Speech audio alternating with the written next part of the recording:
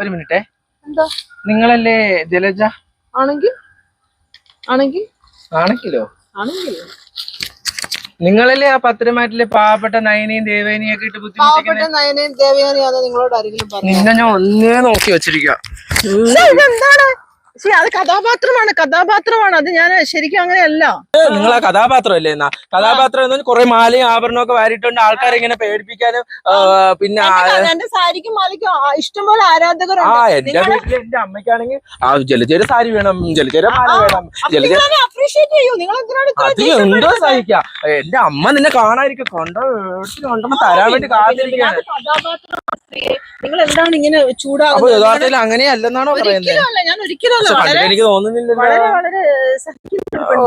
ഒന്ന് നോക്കട്ടെ സഹിക്കുന്നത്. നിങ്ങളൊക്കെ ഭയങ്കര സഹിതാത്താവണമെന്ന് എനിക്ക് അറിയാം. പ്രശ്നം എന്താണ്? നിങ്ങൾക്ക് പ്രശ്നം?